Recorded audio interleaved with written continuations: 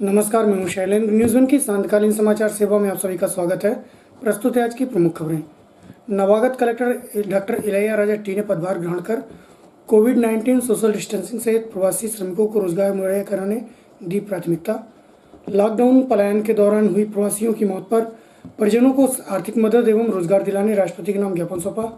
Unlock के बाद भी थमे बसों के पहिए, चालक परिचालक भूखों मरने की कगार पर। अब खबर विस्तार से। प्रदेश सरकार द्वारा प्रशासनिक सर्जरी के दौरान रीवा में पदस्थ कलेक्टर बसंत कुर्रे को विगत दिवस पूर्व सचिवालय भोपाल के लिए स्थानांतरित किया। वहीं भोपाल सचिवालय से डॉक्टर इलैयाराजा टी को रीवा की कमान सौंपी। इसके पूर्व इलैयाराजा टी ने भिंड में कलेक्टर के रूप में अपनी सेवाएं देते हुए भूमाफिया एवं अवैध उत्खनन के खिलाफ कड़ी कार्रवाई करते हुए माफिया की कमर तोड़ दी थी।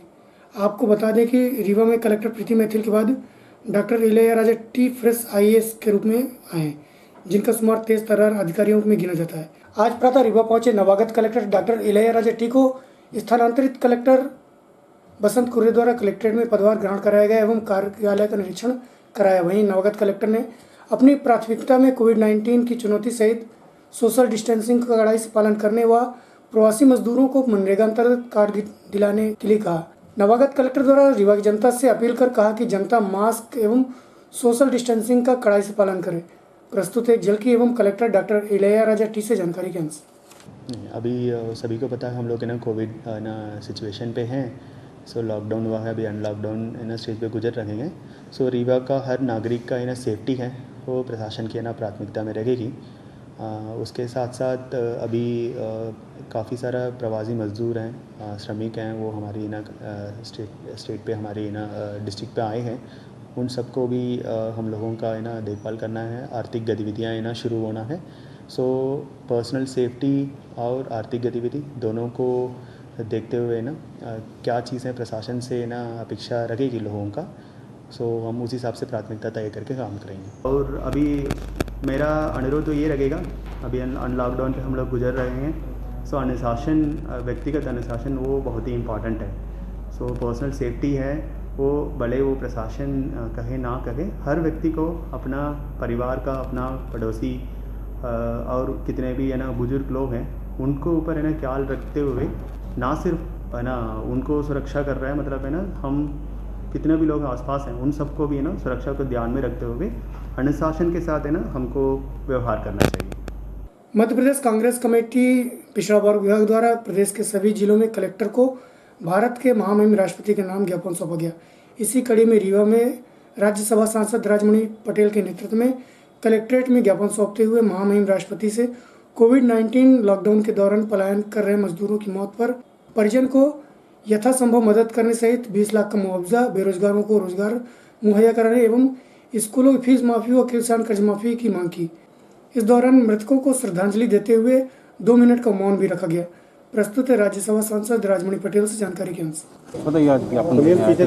देखिए, मध्य प्रदेश कांग्रेस कमेटी पिछड़ा वर्ग विभाग द्वारा जो है आज पूरे मध्य प्रदेश में हर जिले में ये महामहिम राष्ट्रपति महोदय के नाम से ज्ञापन दिया जा रहा है। उस ज्ञापन में हम लोगों ने मांग किया है कि कोरोना वायरस के चलते जिस तरह से लॉकडाउन किया इस देश में, उसका सब जनता ने, सब पार्टियों ने स्वागत किया, वंदन किया, उसका साथ दिया। लेकिन जो इस देश की अर्थव्यवस्था की रीढ़ है, इस देश का गरीब है, कितने उसकी क्या दुर्दशा हुई है ये किसी से छिपी नहीं है। आप सब लोग उसके गवाह हैं। किस तरह से जब तक उनके घरों में खाना था, उनके जेब में एक पैसा था, तब तक वो माने साहस के साथ जो जहाँ थे वहाँ पर रहे।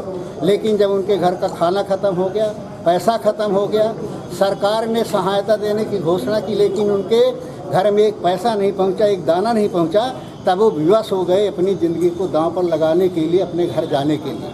और रास्ते में हमने देखा है कि किस तरह से बच्चों की मौत हो गई है तो अपने कंधे पर उनकी लाश को लेकर के पैदल चल रहे हैं। वृद्ध पिता की मौत हो गई है, माँ की मौत हो गई है, तो चारपाई पर ले करके और उस लाश को जा रहे हैं। कई जिले प्रदेश करते हुए, प्रदेश की सीमा प्रवेश करते हुए बाहर जा रहे हैं, लेकिन सरकार उनकी लाशों तक को भिजवाने की व्यवस्था नहीं किया। इतनी दुर्दशा उनकी हुई है। और कोरोना से लोगों की मौत हुई है, निश्चित रूप से दुख की बात है, हम सब दुखी हैं। लेकिन उसी तरह से कहीं ज़्यादा उससे मौत हुई है गरीबों की जिनको भोजन नहीं मिला है, जिनको दवाई नहीं मिली है, जो बीमार रहे। तो हम सरकार से मांग करते हैं, हमने राष्ट्रपति महोदय को ज्ञापन दिया है कि जो इस तरह से प्रभावित लोग हैं जिनकी मौत हो गई है, उनको 20 लाख रुपए उनको मिलना चाहिए, उनके परिवारजनों को। और जो हमारे छात्र हैं उनके सरकार ने तो कहा था कि हम सब किराया माफ़ करेंगे, उनकी फीस माफ़ होनी चाहिए, उनके मकान के जो किराया वो माफ़ होनी चाहिए, किसान के बिजली और खाद का पानी का जो बिल है वो माफ़ होना चाहिए। जो छोटे छोटे उद्योग धंधे वाले हैं, नाई है, बारी है, धोबी है, जो जिनका माने पेट रेहड़ी वाले हैं, रोज़ाना ज़िंदगी से चलता था, उनके खाते में सरकार तुरंत 10-10 हज़ार रुपये की सहायता डाले ताकि वो जिंदा बच सके। ये हमारी महामहिम राष्ट्रपति महोदय से मांग है कि सरकार के ऊपर वो आग्रह करें। ये तमाम मुद्दे हैं। किसान की फसल बर्बाद हो गई, किसान के आंधी तूफान से फसल बर्बाद हुई, तो उसके लिए हम मांग किया कि किसानों को राहत दी जाए, छोटे छोटे उद्योग धंधे वालों को बिजली का बिल माफ़ किया जाए। बस ऑपरेटर जनता को यहाँ लॉकडाउन ख़त्म हो गया, लेकिन बस की सुविधा नहीं मिल रही है। अब जब बस चली ही नहीं तो उनको टैक्स काहे के लिए, टैक्स तो उनको कम से कम माफ़ करना चाहिए ताकि वो बस चलाएं, जनता को सुविधा मिले। इसी तरह से जो उद्योग हैं उनके बिजली का भी है। तो कई इस तरह के मुद्दे हैं जो गरीब जनता से जुड़े हुए हैं, उनके लिए ज्ञापन दिया गया है, क्योंकि गरीब हमारे देश की अर्थव्यवस्था की रीढ़ है। अगर गरीबों का विश्वास कमज़ोर होगा तो कोई भी देश, कोई मुल्क प्रगति नहीं कर सकता है। इसलिए उनके स्वाभिमान को बचाना ज़रूरी है, उनकी ज़िंदगी को बचाना ज़रूरी है। हम सब कांग्रेस उनके साथ में हैं और उनके जो मृत हुए हैं उनकी आत्मा की शांति के लिए हम लोगों ने 2 मिनट मौन रह करके और उनकी आत्मा की शांति के लिए भगवान से प्रार्थना करते। रीवा जिले के नवस्था में संचालित जेपी सीमेंट फैक्ट्री में विगत 10 वर्षों से कार्यरत करीब 2500 श्रमिकों को बिना किसी पूर्व सूचना के बाहर का रास्ता दिखा दिया गया।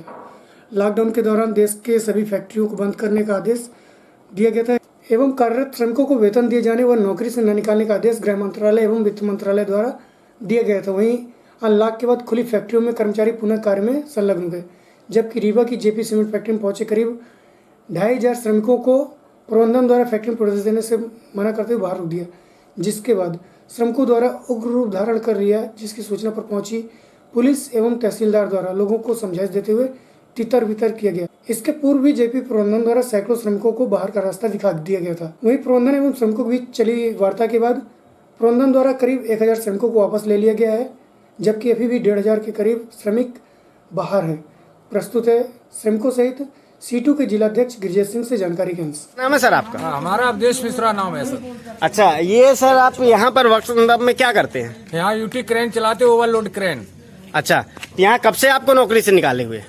3 महीना हो गए सर, जब से लॉकडाउन ये चालू हुआ उस समय से। जी जी। तो इस दौरान आपके परिवार का पालन पोषण कैसे हो रहा है? पालन पोषण कैसे सर, किसी तरीका से मांग जांच कर, किसी तरीका से पैसा मांग जूझ के कर रहे। 5-5 बच्चे हैं सर हमारे पास। जी जी। बर्तन अभी मेरे फेंक दिए गए साहब। जी जी। किराएदार रखना नहीं चाह रहे, मकान मालिक ने कह दिया खाली करके यहाँ से भागो। जी। है राशन वाला राशन नहीं मेरे को दे रहा। हम यहाँ मरेंगे और जिएंगे यहीं, और यहीं पूरा करेंगे लीला। प्रबंधन द्वारा क्या बोला जा रहा है? प्रबंधन द्वारा ये बोला जाता कोई सुनवाई नहीं हमारी हो रही, बच्चे भटक रहे, पढ़ाई का वो भी नहीं कुछ हो रहा सिस्टम। जी जी। मतलब आप लोगों को कहने का मतलब कि हम यहाँ अनिश्चित काल हड़ताल करेंगे? काल यहीं मरेंगे, यहीं लेटेंगे, यहीं खाएंगे और जाएंगे कहाँ? जी जी।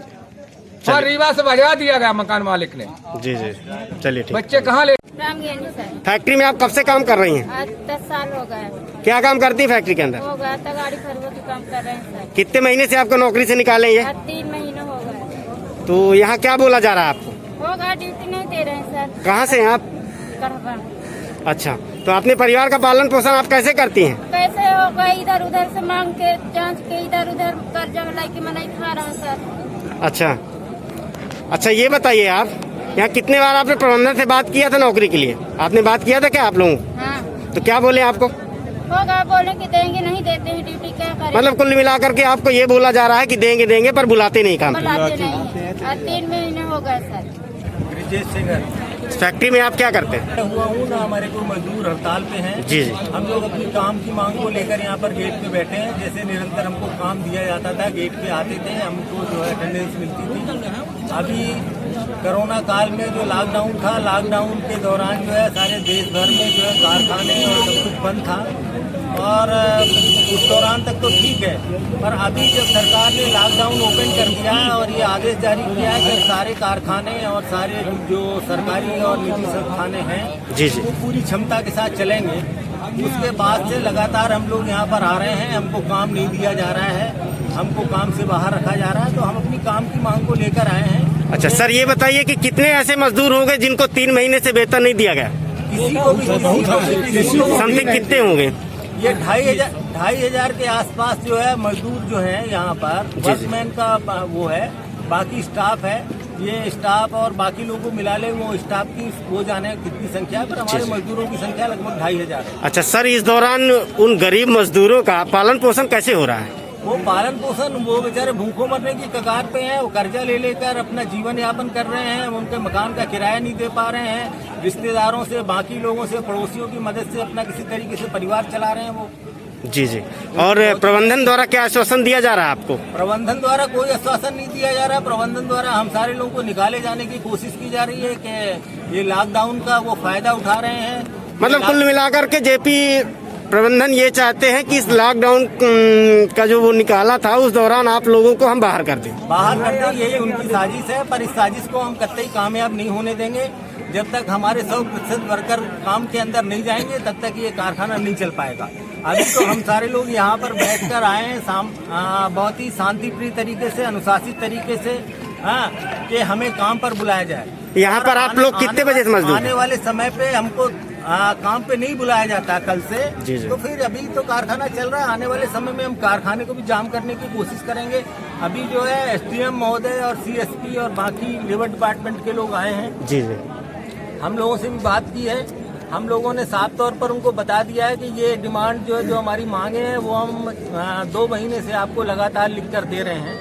वही हमारी मांगे है, कोई नई मांग नहीं है। उस संबंध में वो प्रबंधन से बातचीत कर रहे हैं, एसडीएम है, सीएस। रीवा जिले में लॉकडाउन खुलने के बाद भी बसों के पहिए थमे हुए हैं, जिसके चलते जहां यात्रियों को काफ़ी परेशानी का सामना करना पड़ रहा है, वहीं बस संचालक तथा चालक परिचालकों को भी इस समस्या से दो चार होना पड़ रहा है। वहीं इन चालक परिचालकों को रोजी रोटी के छीनने के बाद अब भूखों मरने के कगार में आ गए हैं।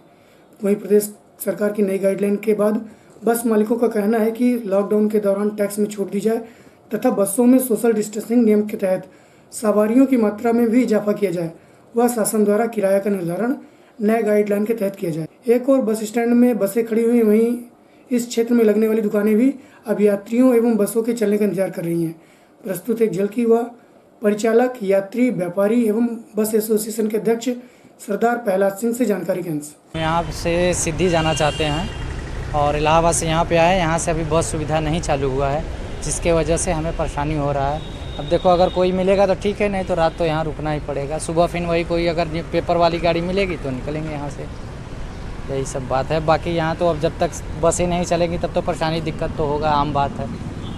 कैसे पहुँच गया बस स्टैंड? कैसे पहुँच गया? वहाँ से चाक घाट तक तो उधर सरकारी बस चल रही है, वहाँ से चाक घाट तक सरकारी बस से आए, उसके बाद ऑटो से यहाँ तक आए। आपको जानकारी थी कि यहाँ से बस मिल जाएगी? नहीं, जानकारी थी कि मतलब दिक्कत है, लेकिन ऑटो से अब यहाँ आए, अब ऑटो से आगे फिर निकलना पड़ेगा, यही देखेंगे और क्या। अब वहाँ जाना भी ज़रूरी है, काम धंधा है थोड़ा, तो देखना ही पड़ेगा। आप यहाँ बस में रहते हैं? हाँ, बस के परिचालक हैं। कैसी समस्या है? यहाँ देखिए 3 महीने से खाना पानी की भी बराबर व्यवस्था नहीं हो पा रही है, और इसके अलावा मालिक वगैरह के आसपास से पैसा भी नहीं आ रहा है। उनके पास पैसा नहीं आ रहा है तो वो बोलते हैं कि तनख्वाह हम कहाँ से दें। पेमेंट्स की भी प्रॉब्लम है यहाँ। इसके अलावा यहाँ पे अभी स्ट्राइक चल रहा है, स्ट्राइक के कारण बसें भी नहीं चल पा रही हैं। जब तक स्ट्राइक चलेगा तब तक यहाँ गरीब ऐसे ही है। आपको खाने पीने की क्या व्यवस्था है? खाने पीने का कभी मालिक अगर दे जाते हैं कुछ तो बना लेते हैं खरीद के राशन, लकड़ी वकड़ी इकट्ठा करके। और नहीं देती कैसे रहते? नहीं देते तो क्या करेंगे। यहाँ क्या समस्याएं हो रही हैं? समस्याएं ये हैं कि हम दुकानदार हैं। पहली बात तो मैं यहाँ महीनों से दुकान खोल रहा हूँ, मेरा व्यापार चौपट है पूरी तरह से। बस ना चलने के कारण पूरी तरह से पूरे दुकानदार जो यहाँ पे हैं, जितने भी 100-200 दुकानदार हैं बस स्टैंड के अंदर, वो पूरे प्रभावित हैं और उनके पीछे उनकी जीविका जो है चल नहीं पा रही। दुकानदारी बंद है पूरी तरह से। आने जाने में जो सवारी यहाँ पे आती है दिन भर पूछती है कि भैया बस कब से चलेगी, तो गृह मंत्रालय की गाइडलाइन के अनुसार, जैसे गृह मंत्रालय ने बोला कि भाई गाड़ी चलाइए, तो गाड़ियाँ नहीं चल रही है, तो आने जाने वालों को बहुत परेशानी होती है। और ऑटो से जाते हैं जिनका किराया जो है ज़रूरत से ज़्यादा लिया जाता है। बस वालों को जैसा कि आप जानते हैं कि कोरोना की वजह से 22 मार्च से ऑल एमपी में बसेस टोटल बंद हैं, एक दिन भी नहीं चली, न परमिट पे न कोई। और अब 8 तारीख से अनलॉक हो रहा है। अब शासन से हमने मांग की थी, कोई 1 हफ्ता पहले हमने ज्ञापन भी दिया था कलेक्टर साहब के यहाँ कि ये जो बसें हमारी बंद थी उसका हमको टैक्स माफ़ किया जाए, और आगे जो बसेस चलेंगी और उसमें ये है कि सोशल डिस्टेंस की वजह से 50 सीट वाली गाड़ी में 25 सवारी बैठाएंगे, तो वो उसकी जो पॉलिसी है वो क्लियर हो।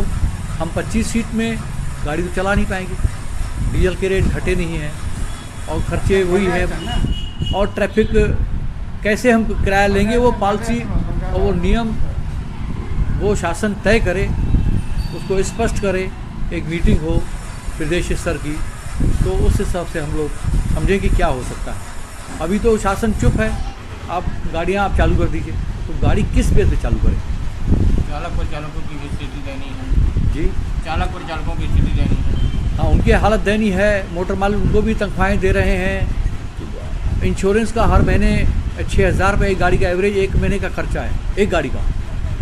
और उसमें भी हमने शासन से लिखा कि वो भी हमारा वो पीरियड जितने दिन गाड़ी हमारी नहीं चली है वो भी इंश्योरेंस का भी हमारा कंपनसेट किया जाए, उतना पीरियड बढ़ाया जाए। लेकिन शासन उस मामले में चुप है। बाकी मामले में हर तरीके से वो जिस तरीके से घोषणाएं हो रही हैं, लेकिन हम लोग बस वालों की स्थिति इतनी ख़राब है, मैं कह नहीं सकता हूँ कि गाड़ी चलाने की किसी की हिम्मत नहीं हो रही है कि कैसे गाड़ी चलाएंगे, सवारियाँ मिलेगी नहीं मिलेंगी कोरोना की वजह से, और टैक्स लागू, डीजल लागू, खर्चे लागू। ये मोटर मालिक भी मध्यम वर्गीय होता है, उसकी हिम्मत नहीं है इस तरीके से घाटा बर्दाश्त कर गाड़ी चलाने की। ये शासन स्पष्ट नहीं करे, उसके बाद फिर आगे। रीवा जिला पंचायत सदस्य अविनाश शुक्ल द्वारा आज कॉलेज चौक स्थित काफी हाउस में जिला पंचायत सीईओ अर्पित वर्मा पर भ्रष्टाचार, नियमों का खुलेआम उल्लंघन करने, लेन देन करते हुए शासन के पैसों को खुर्द-बुर्द करने सहित मनमानी पूर्ण कार्य करने का आरोप लगाते हुए पत्रकार वार्ता की। वहीं जिला पंचायत सदस्य अविनाश शुक्ल ने जांच की मांग करने एवं पंचायती राज एवं अन्य जनप्रतिनिधियों को अधिकार व मान सम्मान दिलाए जाने बाबत प्रदेश के मुखिया शिवराज सिंह को खुला पत्र भी लिखा। प्रस्तुत है वार्ता के अंश। हम लोग सभी जिला पंचायत सदस्य यहाँ पर उपस्थित हैं और बहुत सारी महिलाएं भी जो किसी कारण से नहीं आ पाई, मगर सबका समर्थन है और सभी पूरी जिला पंचायत एक साथ है और सबसे हमने बात किया है और सभी सीईओ के खिलाफ एकजुट हैं। और ये भ्रष्टाचार है, जब से सीईओ जिला पंचायत का इन्होंने पदभार ग्रहण किया, इसके बाद से भ्रष्टाचार के नए नए कीर्तिमान इन्होंने स्थापित किया। और सभी सदस्यों का और मेरा खुद भी ये कहना है कि 5 साल के कार्यकाल हम लोगों का जैसे लगभग पूरा हो गया, माननीय शिवराज सिंह चौहान द्वारा बढ़ाया भी गया है, तो 5 साल में इतना गंदा सीईओ आज तक हम लोगों ने पूरे कार्यकाल में नहीं देखा। इस तरह से संलिप्तता है। अब आपको हमने इसमें बताया है कि इसमें लिखा है जिला पंचायत में प्रधानमंत्री आवास के साथ पंच परमेश्वर शौचालय मनरेगा के निर्माण कार्यों में पर्याप्त भरवेशाही लेन देन, जिसमें 90% के करीब कार्य अपूर्ण है जिले में, जिनको कार्यों को पूर्ण बताकर शासन के पोर्टल में पूर्णतः प्रमाण पत्र जारी कर दिया गया, जबकि मौके पर माप पुस्तिकाओं और अभिलेखों में कार्य अपूर्ण नहीं है। पैसा लेकर अन्य विभाग के इंजीनियरों को सीएफटी से अधिक पंचायतों का भी प्रभार दिया गया है, जबकि सीईओ जिला पंचायत ने नामचीन इंजीनियरों को अनेक बार हटाने का आदेश जारी किया, फिर उनसे लेन देन करके पुनः सीएफटी आवंटित कर दिया। जिला पंचायत के कार्यप्रणाली में नोटिस जारी करना और फिर ले देकर उसको विलोपित करना, यही काम रह गया है। सरपंच सचिवों को विरुद्ध बिना सुनवाई के धारा 40 और धारा 92 का प्रकरण दर्ज कर सरपंच सचिवों से मोटी राशि वसूल करना और धमकी देना कि क्या कहते हैं, यदि ज़्यादा करोगे तो हम धारा 40 लगाकर हटा देंगे। तो हमारा आज की प्रेस कॉन्फ्रेंस में है कि सीईओ को कि यदि आपके अंदर दम है तो आप सरपंचों को मत ब्लैकमेल करो, हम सामने हैं, आप हमारे ऊपर धारा 40 लगा के हमको हटाओ। पूरे जिले के सरपंचों को मत प्रताड़ित करो और मत परेशान करो। कोरोना संक्रमण काल में जैसे ही आप लोग जानते हैं, आप लोगों ने सैनिटाइजर और PPE किट में खरीदी में अनियमितता की गई, जिसकी जांच हो, इसके लिए भी हम लोगों ने प्रेस कॉन्फ्रेंस में इसमें बात रख रहे। मनरेगा योजना में CO द्वारा जिला पंचायत के द्वारा पूर्ण गुणवत्ताहीन कार्यों को शासन के पोर्टल में पूर्व बताकर अरबों रुपए का खेल किया गया। ये सबसे बड़ा भ्रष्टाचार है, जिसकी स्वतंत्र एजेंसी से जांच कराना अति आवश्यक है, क्योंकि आम जन में शासन की इन कल्याणकारी योजना का जरूरतमंद पात्र श्रमिकों को लाभ न मिलने व मशीनों द्वारा JCB के द्वारा कार्य कराने श्रमिक भूखों मरने की स्थिति में है।